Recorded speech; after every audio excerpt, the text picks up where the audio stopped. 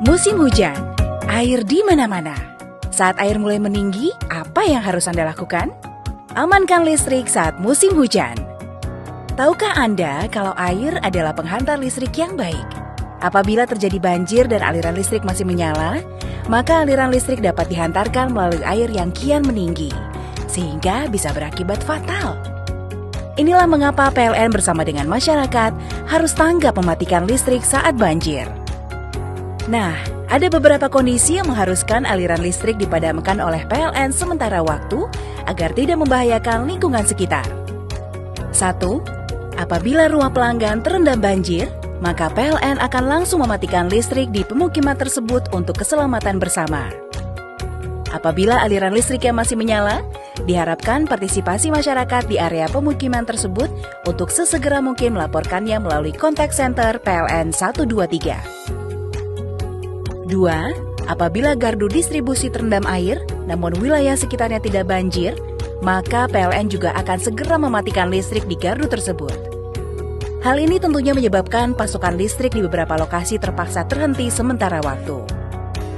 Proses mematikan listrik pada gardu tidak semudah mematikan listrik di rumah.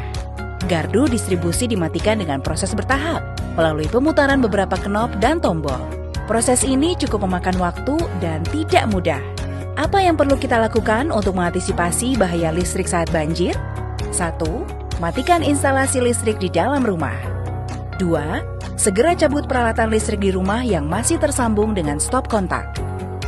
3. Naikkan alat elektronik ke tempat yang lebih tinggi agar tidak terendam banjir. 4. Apabila aliran listrik di lokasi yang terkena banjir belum padam, segera hubungi kontak center PLN 123. 5. Mengungsi ke daerah aman sedini mungkin. Jika air terus meninggi, hubungi instansi yang terkait dengan penanggulangan bencana banjir. Nah, setelah banjir surut, PLN memerlukan waktu untuk melakukan pembersihan dan penormalan gardu distribusi pasca banjir.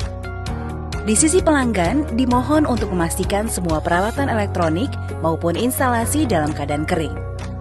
Oh iya, kita harus sama-sama mengetahui juga bahwa instalasi listrik di dalam rumah adalah tanggung jawab pemilik rumah.